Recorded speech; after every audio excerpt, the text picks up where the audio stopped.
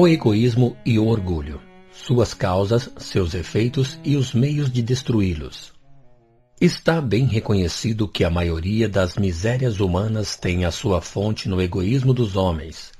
Então, desde que cada um pensa em si, antes de pensar nos outros, e quer a sua própria satisfação antes de tudo, cada um procura naturalmente se proporcionar essa satisfação a qualquer preço e sacrifica sem escrúpulo os interesses de outrem, desde as menores coisas até as maiores, na ordem moral como na ordem material. Daí todos os antagonismos sociais, todas as lutas, todos os conflitos e todas as misérias, porque cada um quer despojar o seu vizinho. O egoísmo tem a sua fonte no orgulho. A exaltação da personalidade leva o homem a se considerar como acima dos outros, crendo-se com direitos superiores e se fere com tudo o que, segundo ele, seja um golpe sobre os seus direitos. A importância que pelo orgulho liga à sua pessoa torna-o naturalmente egoísta. O egoísmo e o orgulho têm a sua fonte num sentimento natural, o instinto de conservação. Todos os instintos têm sua razão de ser e sua utilidade, porque Deus nada pode fazer de inútil. Deus não criou o mal. Foi o homem que o produziu pelo abuso que fez dos dons de Deus em virtude de seu livre-arbítrio. Esse sentimento, encerrado em seus justos limites, portanto, é bom em si. É o exagero que o torna mau e pernicioso. Ocorre o mesmo com todas as paixões que o homem frequentemente desvia de seu objetivo providencial. De nenhum modo Deus criou o homem egoísta e orgulhoso. Criou-o simples e ignorante. Foi o homem que se fez egoísta e orgulhoso, exagerando o instinto que Deus lhe deu para a sua conservação. Os homens não podem ser felizes se não vivem em paz, quer dizer, se não estão animados de um sentimento de benevolência, de indulgência e de condescendência recíprocos, em uma palavra, enquanto procurarem se esmagar uns aos outros. A caridade e a fraternidade resumem todas as condições e todos os deveres sociais, mas supõem a abnegação. Ora, a abnegação é incompatível com o egoísmo e o orgulho. Portanto, com seus vícios, nada de verdadeira fraternidade, partindo da igualdade e da liberdade, porque o egoísta e o orgulhoso querem tudo para eles. Estarão sempre aí os vermes roedores de todas as instituições progressistas. Enquanto eles reinarem, os sistemas sociais mais generosos, mais sabiamente combinados, desabarão sob os seus golpes. É belo, sem dúvida, proclamar o reino da fraternidade, mas para que serve se existe uma causa destruidora? É edificar sobre um terreno movediço. Tanto valeria decretar a saúde para um país insalubre. Num tal país, querendo-se que os homens se portem bem, não basta enviar-lhes médicos, porque eles morrerão como os outros. É necessário destruir as causas da insalubridade. Se quereis que vivam como irmãos sobre a terra, não basta lhes dar lições de moral. É necessário destruir as causas do antagonismo. É necessário atacar o princípio do mal, o orgulho e o egoísmo. Aí está a praga. Aí deve-se concentrar toda a atenção daqueles que querem seriamente o bem da humanidade. Enquanto esses obstáculos subsistirem, verão seus esforços paralisados, não só por uma resistência de inércia, mas por uma força ativa que trabalhará sem cessar para destruir a sua obra, porque toda ideia grande, generosa e emancipadora arruína as pretensões pessoais. Destruir o egoísmo e o orgulho é coisa impossível. Dir-se-á porque esses vícios são inerentes à espécie humana. Se isso fora assim, seria necessário desesperar de todo o progresso moral. No entanto, quando se considera o homem em suas diferentes idades, não se pode desconhecer um progresso evidente. Portanto, se ele progrediu, pode progredir ainda. Por outro lado, é que não se encontra nenhum homem desprovido do orgulho e do egoísmo? Não se veem, ao contrário, essas naturezas generosas nas quais o sentimento de amor ao próximo, de humildade, de devotamento e de abnegação parecem inatos? O número é menor do que o dos egoístas, isto é certo, de outro modo estes últimos não fariam a lei. Mas há deles mais do que se crê, e se parecem tão pouco numerosos é que o orgulho se põe em evidência, ao passo que a virtude modesta permanece na sombra. Se, pois, o egoísmo e o orgulho estivessem nas condições necessárias à humanidade, como as de se nutrir para viver, não haveria exceções. O ponto essencial é, pois, chegar a fazer a exceção passar ao estado de regra. Para isso, antes de tudo, trata-se de destruir as causas que produzem e sustentam o mal. A principal dessas causas se liga evidentemente à falsa ideia que o homem faz de sua natureza, de seu passado e de seu futuro. Não sabendo de onde vem, se crê mais do que não o é. Não sabendo para onde vai, concentra todo o seu pensamento sobre a vida terrestre.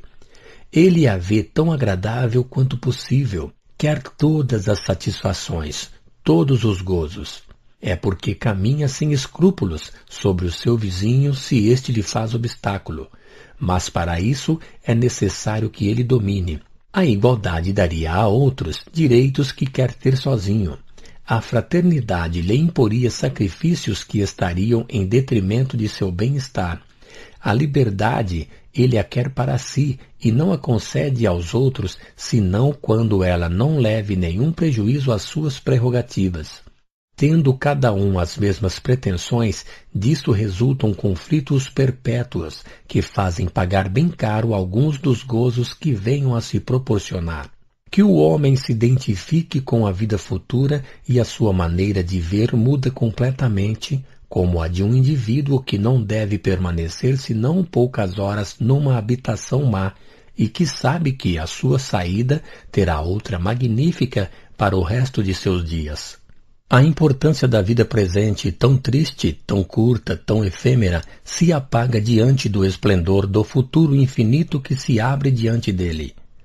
A consequência natural, lógica, dessa certeza é a de sacrificar um presente fugidio a um futuro durável, ao passo que antes sacrificava tudo ao presente.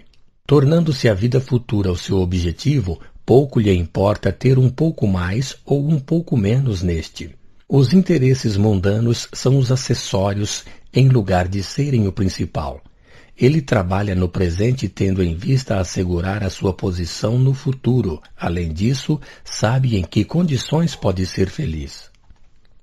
Pelos interesses mundanos, os homens podem lhe opor obstáculos.